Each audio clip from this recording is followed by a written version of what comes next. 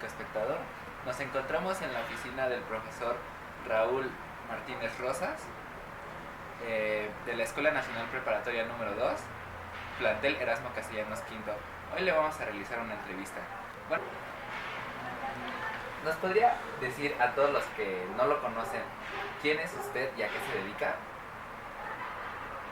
Bueno, soy egresado de la Escuela Nacional de Iniciación Universitaria, generación 1943, cuando únicamente eran los 3 primeros años.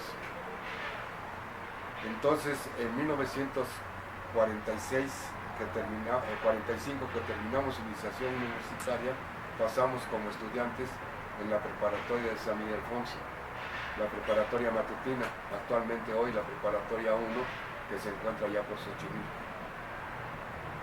Después de allí pasé a estudiar ingeniero civil, terminé la escuela de minería y en 1953 empecé a dar clase en San Miguel Alfonso, en la prepa 1, lo que es la prepa 1. En 1954 me cambié al plantel 2,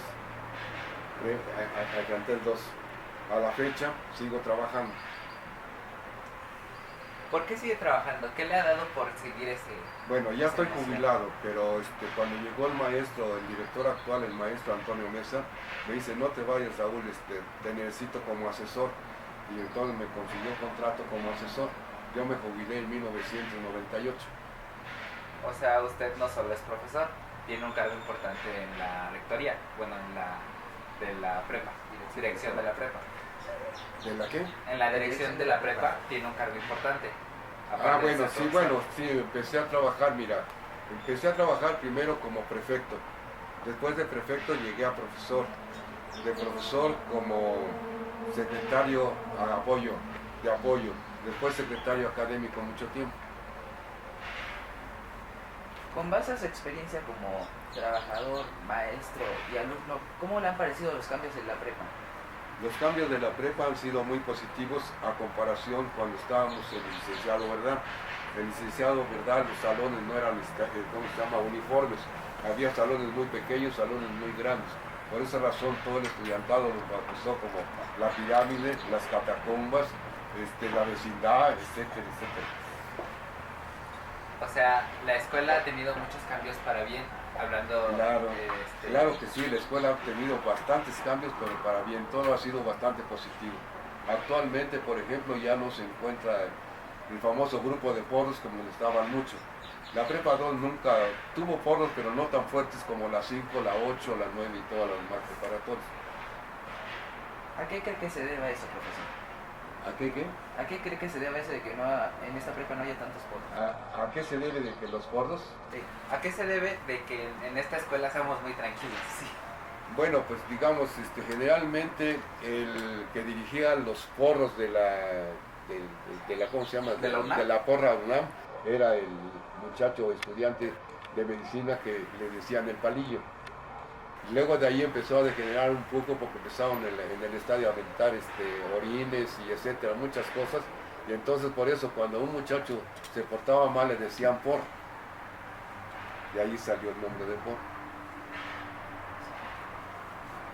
Y por ejemplo, ¿usted qué cambios vio de cuando usted fue alumno a cuando fue profesor? ¿Qué le cambió? Bueno, el cambio ha sido bastante, bastante fuerte, porque en esa época como estudiante no podíamos tutear al profesor, generalmente se le hablaba de usted. Y actualmente todos los profesores han permitido ya que se le tutee, y eso es muy positivo porque el alumno se acerca más y tiene más confianza con el profesor. Y antes no, antes le teníamos que hablar de usted. Entonces sí ha cambiado bastante. Ahora, en esa época la mayor parte de los profesores, muchos de ellos se burlaban mucho del alumno. En cambio actualmente ahora hay pocos, pero aún siguen insistiendo en estarse burlando del alumno. A nosotros, por ejemplo, cuando estábamos en ingeniería nos decía: uy, usted no va a servir para ingeniero, ¿por qué no se va a dar mejor grasa allá a la escuela, afuera de la escuela? ¿O por qué no va a vender pepitas? Se burlaban mucho. Entonces, por esa razón quise ser profesor, precisamente para evitar todos esos problemas con las nuevas generaciones que he tenido yo, o con las generaciones que he trabajado. Quizás a veces me he exaltado, pero no es tanto. Ha sido bastante positivo porque la mayor parte de la gente con la que he convivido aquí se han quedado admirados en el sentido de que vienen cantidad de exalumnos a visitarme y a saludarme. Ya más o menos de mi edad también vienen cantidad de alumnos. Ok. Motivo. Pues el motivo fue la cercanía, porque yo vivía en Puente Alvarado y en esas condiciones cuando se cambió Ciudad Universitaria a Ingeniería y teníamos nuestro trabajo aquí, entonces preferí quedarme en la Prepa 2 porque era mucho más cerca que Ciudad Universitaria en esa época. Y ahora, pues, en esa época le decían que Ciudad Universitaria era un elefante blanco, que nunca se iba a llenar, y ve ahora cómo está. Y en ese lapso en el que usted trabajó desde que inició a trabajar en la Prepa 2 hasta la fecha, ¿no le han ofrecido un puesto en alguna otra institución de la UNAM? En otro, sí me lo han ofrecido, pero como los cubículos en los cuales se trabaja están muy cerrados, no me gusta y he renunciado. Prefiero quedarme aquí porque cuando podía caminar mejor, me salía yo a los patios a platicar con los muchachos, etcétera, etcétera. En cambio allá en CEU estás encerrado, por eso no me convino. Sí. O sea, también me jalaron para estar en Radio Universidad, tampoco quise. O sea, usted sí aceptó en algún punto, pero no le gustó la forma de trabajar.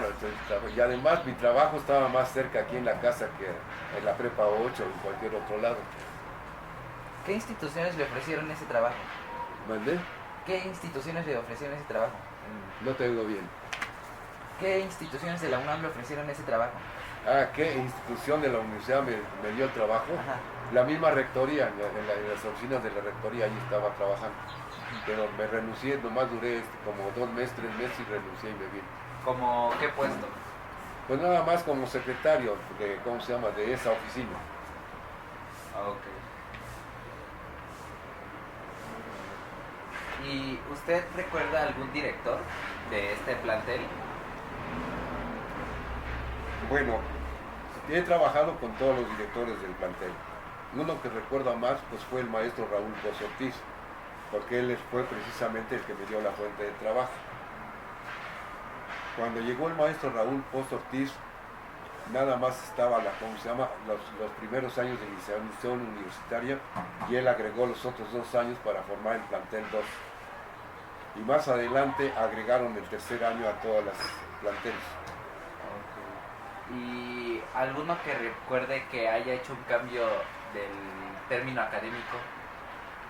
La mayor parte de todos los directores se han estado insistiendo precisamente en los cambios académicos.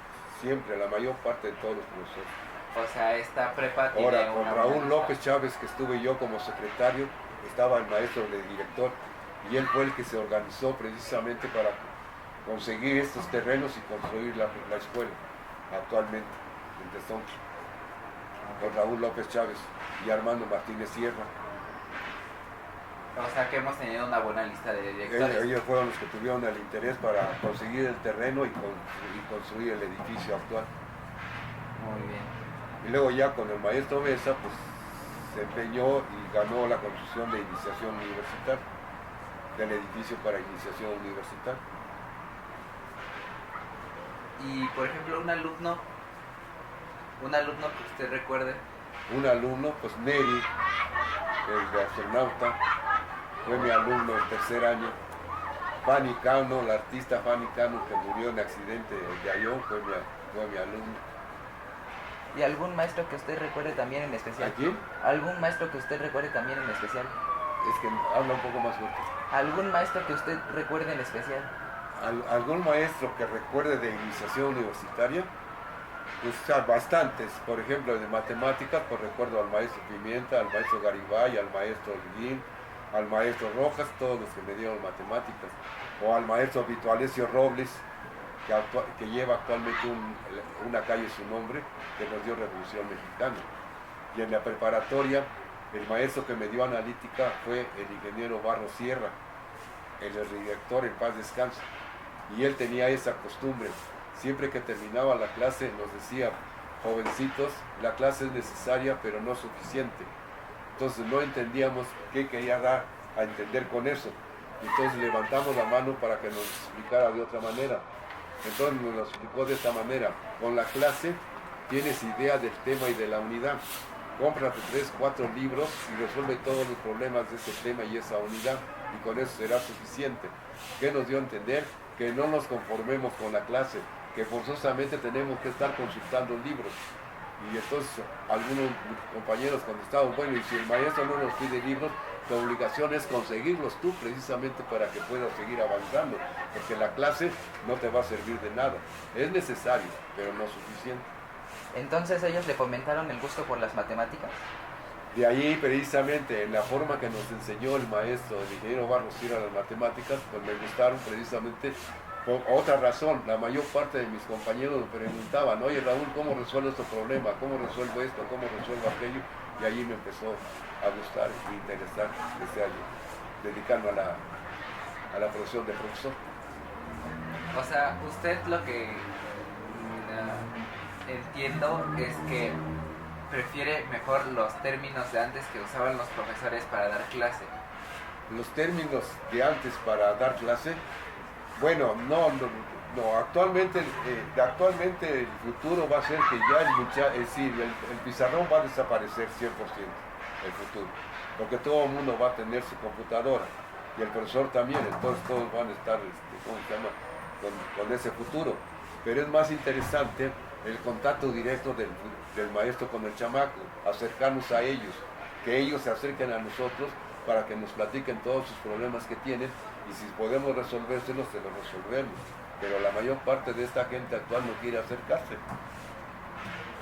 Por más que uno trata de acercarse a ellos, ellos no quieren.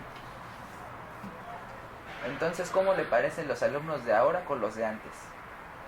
De los de ahora como de antes, pues es lo mismo. La juventud en todas las épocas es lo mismo, ¿de acuerdo? La mayor parte de la juventud le tiene miedo a acercarse a las personas adultas. ¿Por qué? Porque las mismas personas adultas a veces los rechazan demasiado, y eso no debe ser.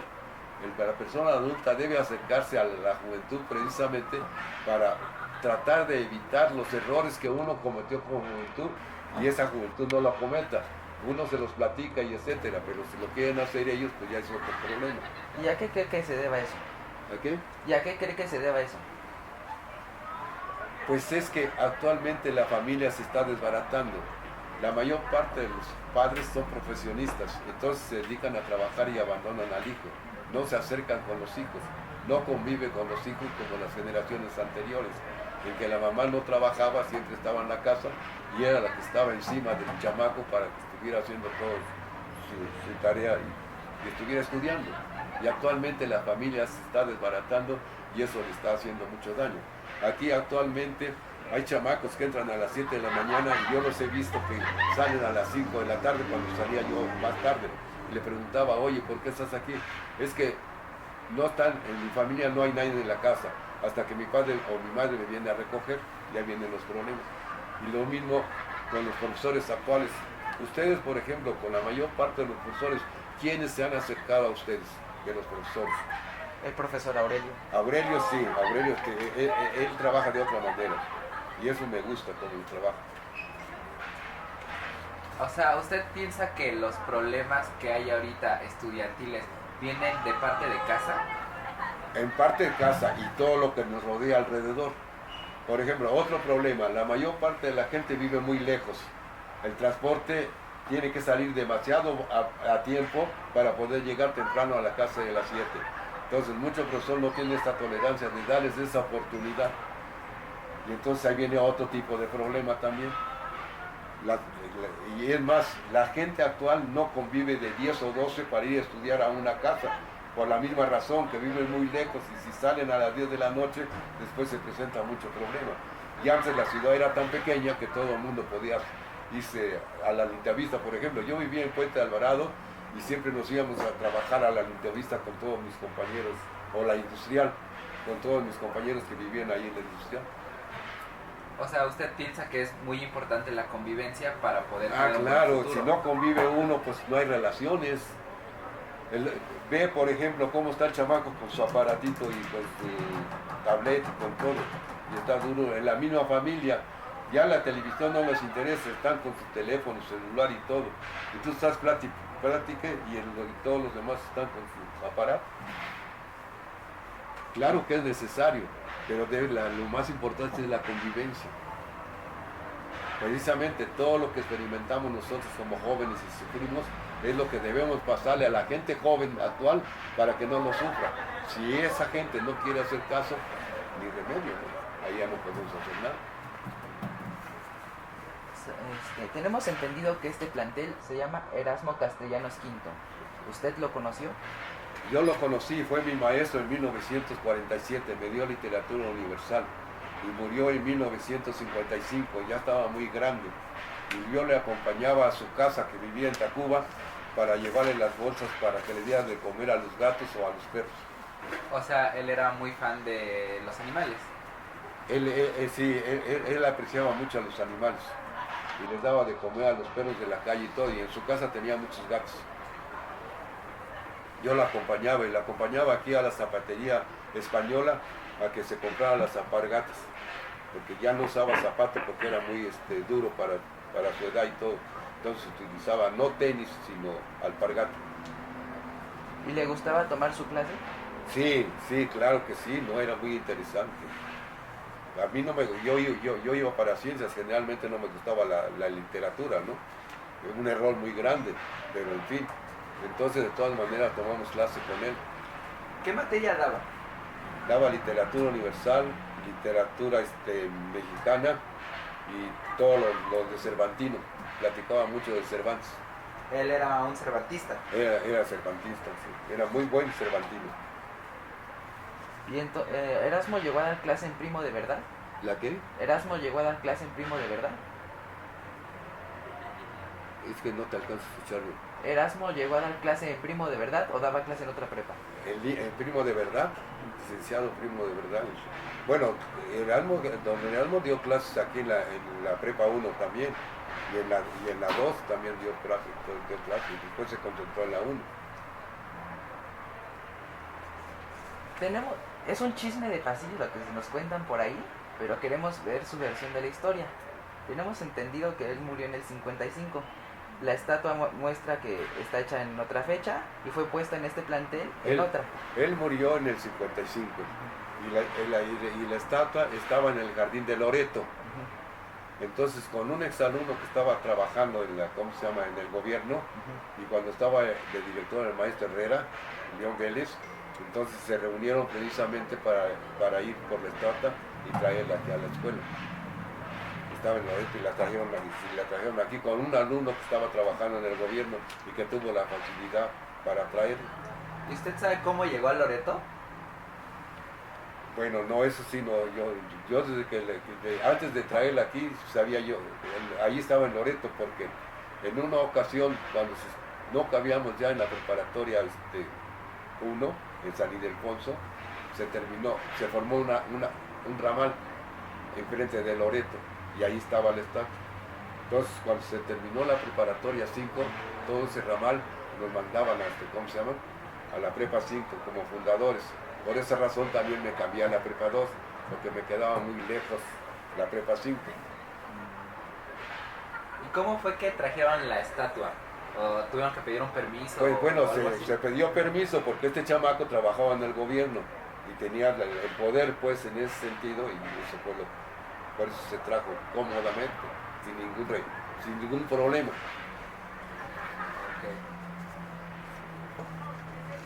Es que nos dijeron por ahí que usted participó en eso, ¿es cierto? ¿Qué? ¿Usted participó en eso? O sea, usted bueno, yo estuve también, sí, yo estuve en ese sentido, sí. Sí, pues yo trabajaba con el maestro Herrera. Vente, vamos por la Ya fuimos por la Pero no hubo problemas. No hubo problemas. No hubo problemas, ni un problema hubo. ¿Algo más que nos quiera contar sobre la historia de esta escuela? Pues ya la platicamos, generalmente todo lo que...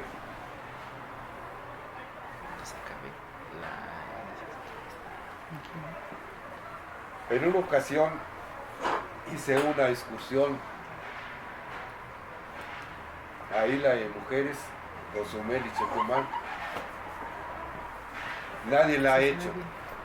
Me movilicé aquí en la Ciudad de México para conseguir una fragata, la fragata Godínez. Que de allí, de Puerto Progreso, la fragata Godínez nos llevó a Isla de Mujeres. Ahí estuvimos 3 días. De ahí pasó con todos los chamacos de iniciación y prepa que llevaba yo, 40 alumnos. Pasamos a Cozumel y luego a Chetumal. Pero ya en el tercer día que nos íbamos a regresar, hubo mal tiempo y tuvimos que quedarnos un día más. Entonces el regreso fue Chetumal, Cozumel e Isla de Mujeres. Me llevé chamacos de iniciación y chamacos de preparatoria, y era como Aurelio en su época de joven, que constantemente salía a las zonas históricas de la Ciudad de México. Así era yo de joven, que los llevaba mucho, por eso tuve mucho contacto con los chamacos. Y esa excursión nadie, ninguna capital ha hecho. ¿Qué es lo que más le gustó de esa excursión? ¿Mandé? ¿Qué es lo que más le gustó de esa excursión? A ver, ¿Qué es lo que más le gustó de esa excursión? ¿qué es lo que más me gustó? La convivencia de todos los chamacos de iniciación universitaria que se acostumbraron a comer en los mercados, porque me los llevaba yo a comer en el mercado. Y en esas condiciones, cuando regresamos y estuvieron 2 semanas o 2 meses o 3 meses, las familiares me venían, oiga, pues ¿qué les dio a mis chamacos que han cambiado mucho? Pues fue precisamente la práctica que hicimos. O sea, usted desde un inicio no solo quería dar la información de matemáticas, podríamos decirlo así, sino usted quería darles un enfoque más hacia la vida. Pues es una cultura, porque la enseñanza de la preparatoria es una cultura general, no nada más te dedicas a la materia.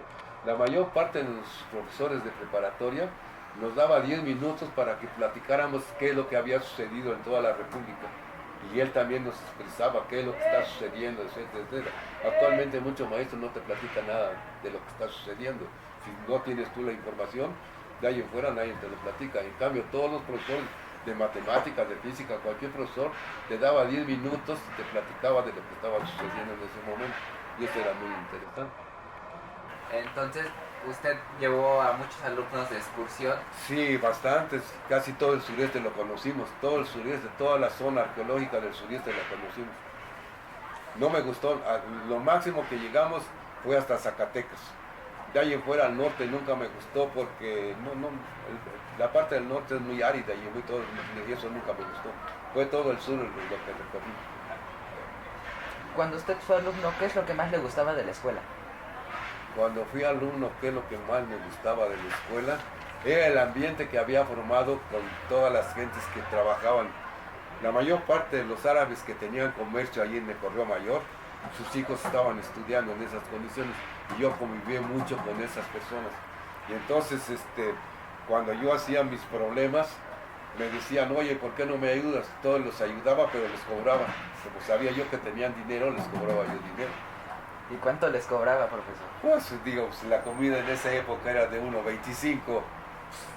La tabla de logaritmos que te costó 45 costaba 2 pesos en esa época. Así es que no cobraba mucho. Nada más para las necesidades. ¿Y llegó usted a recaudar una buena cantidad de dinero a base de No, ayudas? luego también como estudiantes lo que hacíamos éramos 12, nos juntábamos y comprábamos aviones para armar, y luego lo rifábamos entre todos los chamacos, ¿no? Pero la rifa se quedaba entre uno de nosotros, de los nuestros, y lo volvíamos a rifar y volvíamos a tener dinero. Éramos muy mañosos, ¿no? Como todo estudiante, ¿no? Como toda gente joven. Cuando fue lo del 68, ¿usted estaba presente? Lo del 68 pues estuvo muy problemático, porque estábamos dando clase precisamente en el edificio del licenciado Verdad, y éramos 2 maestros que íbamos subiendo las escalinatas, y entonces se oyó un sonido de tronidos, y me dice, oye, parece que es una fiesta religiosa. Le digo, no maestro, escucha bien, esos son tiros. Y eran tiros los que estaban haciendo. Ya toda la calle de Argentina estaba tapizada de ladrillos de que se aventaban para los policías y todo. Y entonces cuando llegó un grupo de soldados, a la escuela. Me dijeron, ¿qué tiene ahí en ese locker? Les digo, puro material didáctico. Yo tengo las llaves, déjeme abrir. Y no quisieron que abriera con la llave, sino la comparon con la culata. Había un reportero y le dije, dése cuenta usted para que mañana saquen el periódico quiénes son los que destruyen los planteles, porque no son los estudiantes, son precisamente los soldados. Así que tengan mucho cuidado en su información. Entonces ya me dijeron, guarda silencio, Raúl, y ya guardé silencio. ¿Usted vio cuando le dieron el bombazo a la puerta? No, porque nosotros estábamos en, ¿cómo se llama? Aquí en Licenciado, ¿verdad? Aunque estábamos muy cerca, ya cuando fuimos, pues ya había pasado todo. ¿Qué sintió cuando entraron los soldados?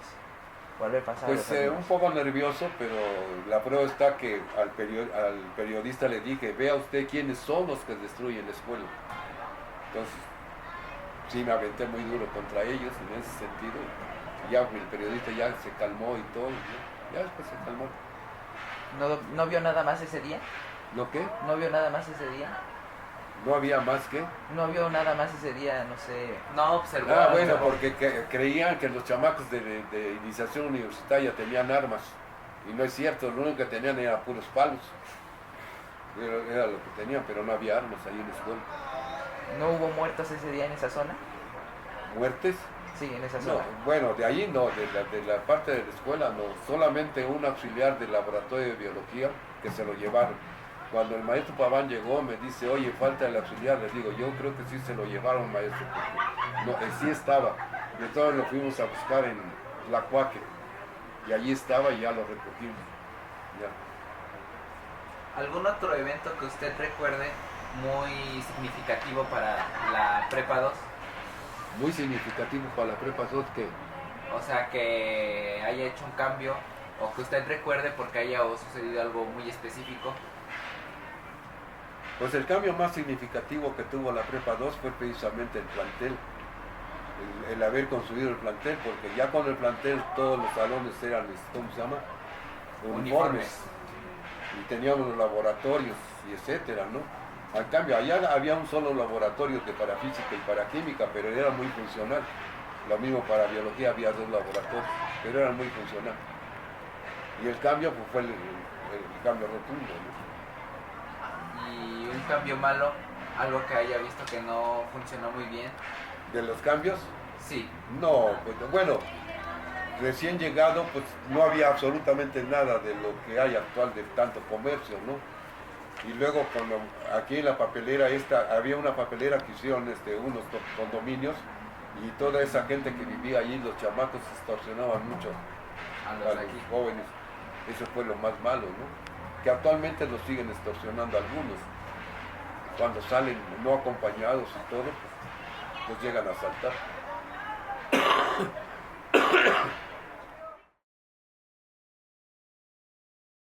La Prepa 2 era esto. Mis padres, cuando vivíamos en Puente de Alvarado, enfrente estaba el colegio alemán. Entonces mis padres me querían meter al colegio alemán. Entonces un compadre de mis padres, me dice, mira, no te conviene meterlo allí porque la clase de allí es muy alta, muy económica, es muy fuerte. Y generalmente nosotros no teníamos dinero, pero sí el sacrificio para estudiar en el colegio alemán. Dice, no lo metas ahí porque si no se va a apachurrar Raúl en ese sentido por lo elevado de la gente. Mejor mételo a iniciación universitaria. Y ahí fue cuando nos metió a la iniciación universitaria. Porque iniciación universitaria era más uniforme. Había de diferentes clases sociales. Tú ya escogías a tus compañeros que quisieran. ¿Y usted sí quería estudiar en el alemán? No, realmente no. Pues yo no tenía ambiciones en ese sentido. No teníamos orientación para eso, ¿no? Actualmente pues todo el mundo tiene orientación con el colegio de orientación y todo, ¿no? En cambio en esa época no lo teníamos. Entonces no era mi ambición estudiar en el colegio alemán. La situación era lo que los padres te dijeran y a dónde te mandaran, ¿no? ¿Qué facilidades en esos tiempos había de entrar a la UNAM? En esa época, bueno, la UNAM te cobraba colegiatura. La iniciación universitaria y la preparatoria te cobraba 150 pesos anuales. plata, porque circulaba la plata. Y la facultad cobraba 200 pesos.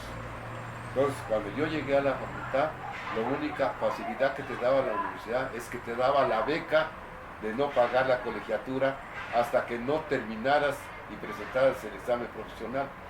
Para ello, la mayor parte de nosotros ya estábamos trabajando y ahorrábamos el dinero. Cuando terminamos para presentar el examen profesional, pagamos lo que debíamos de 5 años de colegiatura a 200 pesos. Ya después de ahí ya se vino que también la universidad no iba a cobrar cuando se devaluó demasiado el peso, cuando agregaron tantos ceros. Y entonces la universidad ha insistido en algunas ocasiones a cobrar la colegiatura, precisamente para que tenga dinero más y pueda tener más como facilidad de desarrollar la universidad, ¿no? Sin embargo, pues el estudiantado no ha querido y no se ha podido, pero en esa época sí se cobraba. Se cobraba la colegiatura de iniciación 150, preparatoria 150 y la facultad 200 pesos anuales se pagaban. ¿Cree que si se empieza a cobrar, hay problemas muy fuertes? Ya hicieron el intento y hay problemas muy fuertes. Ahorita lo único que se está reconociendo bien es que la mayor parte de la gente que entra a estudiar a nivel de iniciación, preparatoria o facultad, piensa, y en lugar de pagar los famosos 20 centavos, hay unos que pagan 500, otros que pagan 100, otros que pagan 1000, y en fin, según el poder económico de cada persona y consciente de que realmente la universidad también necesita dinero aparte de lo que le da el gobierno, porque el gobierno generalmente no da completo todo el dinero para la investigación, que es lo más importante. Pero es un problema muy fuerte que quieran insistir en que se cobre. Ya se acostumbró a que no se debe cobrar en la universidad. Y qué bueno que no lo cobra. Ojalá que el muchacho realmente lo aproveche y el estudiante, o mujer o hombre, lo aproveche realmente. O sea, ¿usted piensa que es mejor que uno done lo que... Claro, pues esa ética es muy positiva, ¿no? Tú debes ser consciente de esta, ¿no? Pero, por ejemplo, la mayor parte de los trabajadores, algunos sí donan, pero otros no dan nada, ¿no? Pero hay mucha gente que sí, padres de familia, profesores o no profesores, como les aman mucho la universidad, pues sí dan su cuota aparte, y eso está bien. ¿Cómo fue su primer año de iniciación universitaria? El primer año de iniciación universitaria, mi padre tenía una motocicleta y me dice, primer día de clase te voy a dejar, después sabrás cómo te vienes y etcétera. Pues entonces fue muy duro porque ya después cuando terminaba la clase, la ventaja era que todos los camiones llegaban al Zócalo, los tranvías llegaban al Zócalo, y como nosotros vivíamos en Puente Alvarado, pues ahí te pasaban los tranvías y te pasaba el Aviación, el Azcapotzalco, el Primavera, el Tacuba, el Tacubaya, todos los camiones pasaban, entonces no había problema para regresar. O te ibas caminando hasta Puente Alvarado. Pero jamás se paró mi padre, como actualmente mucha gente se preocupa por los chamacos, ¿no? Te voy a dejar y tú sabrás lo que haces. Y en lo académico, ¿qué sintió cuando entró a la iniciación universitaria, al tomar sus clases? ¿De qué? Al tomar sus clases, ¿cómo se sintió el primer año? Lo de primer año, no, es que no estoy, hablas muy quedo. Al tomar su primer año de iniciación, ¿qué le parecieron las clases, sus maestros? La clase de los maestros, no, pues era un cambio profundo a comparación de la primaria. No, el cambio fue bastante profundo en ese sentido, muy positivo. ¿No se sintió presionado? En el sentido de que se podía mejorar más todavía que la primaria.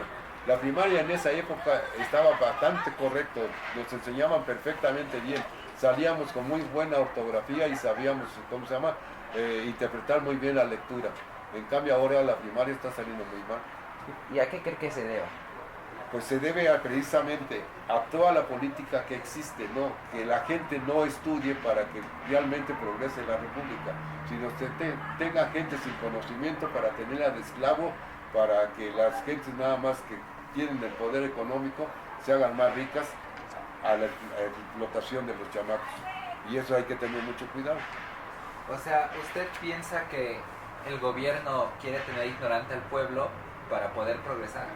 Claro que el gobierno eso es lo que quiere, es una indicación de la Unión Americana, que nuestra gente joven no estudie para que tenga pura gente esclava en el trabajo. ¿Y usted cree que la UNAM es como un arma para eso? Claro que sí, digamos, la universidad en ese sentido te ayuda muchísimo a que te puedas despejar y puedas desarrollar. O sea que esta escuela no es para cualquiera. Bueno, sí, pues, la prueba está que de indígenas se han recibido ya cantidad. La universidad dio facilidad a que grupos indígenas llegaran a las facultades y se han estado recibiendo mazatecos, oaxaqueños e indígenas. Estos se han recibido bastante y es una gran ventaja. No todas las universidades lo abren, y la universidad lo tiene abierto y se está recibiendo mucha gente indígena. Para eso se formaron las escuelas rurales, precisamente para que los hijos de los campesinos y los hijos de los indígenas tuvieran cultura y puedan desarrollarse, que es lo que el gobierno actualmente trata de, de bloquear. Usted hace un momento mencionó la Unión Americana. ¿Por qué cree que Estados Unidos quiere que México no progrese? ¿Mencioné qué? A la Unión Americana. ¿Por qué cree que la Unión Americana. ¿Por qué cree que...? ¿Por qué creo? Pues simplemente la historia. ¿Qué cantidad de terreno nos quitada? ¿Cuántas veces nos han estado invadiendo? Por ejemplo, en 1914, la invasión. El maestro Minor, que nos dio clase también de cuarto año de álgebra, fue capitán de corbeta y le tocó precisamente, él era marino de ahí de Veracruz, y le tocó la invasión de 1914 y él la estuvo defendiendo. Es que generalmente Estados Unidos ha querido apoderarse de México siempre. La prueba está que toda la materia prima siempre se ha quedado con ella. Actualmente se la está entregando todo. ¿Cree que eso se deba a que México en sí no está unido? Siempre, todo el mundo hace lo que... ¿Cree que qué? ¿Eso cree que se deba a que México no está unido, no tiene una unión así como pueblo, que todo el mundo hace lo que quiere? Es que no le escucho bien. ¿Que usted cree que eso se deba a que el pueblo no está unido? ¿Que el pueblo de Estados Unidos qué tiene? No, el pueblo mexicano no Sí. está unido. ¿El pueblo mexicano no es unido? O sea, ¿usted cree que el problema que tenemos con Estados Unidos sea porque el pueblo mexicano no está unido? Pues no es precisamente el pueblo, son los gobiernos. Son los gobiernos. La prueba está que la mayor parte del campesino está trabajando allá en Estados Unidos. ¿Qué cantidad de campesinos en lugar de trabajar aquí está trabajando allá? ¿Por qué? Porque el gobierno ha abandonado eso. No los ha dejado ir en lugar de que produzcan aquí. Entonces el pueblo tiene necesidad de vivir y si aquí no les pagan bien, pues tienen necesidad de irse a otro lado.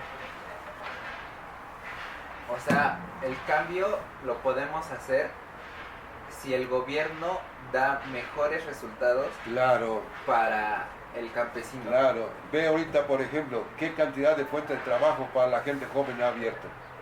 ¿Dónde ha abierto fuentes de trabajo para la gente joven? Las grandes empresas ya no les dan garantía de nada. Les dan trabajo para 6 meses. A fin que hay mucha demanda y luego los corren. Pero ya no tienen como anteriormente, que tenías seguro de vida, tenías seguro de esto, tenías Navidad, tenías todo, tenías todas las garantías. Y actualmente el gobierno no lo está haciendo. Entonces allí la culpa no es precisamente del pueblo, sino la culpa es de los gobernantes, ¿no? De todos los políticos, que nomás se dedican a robar.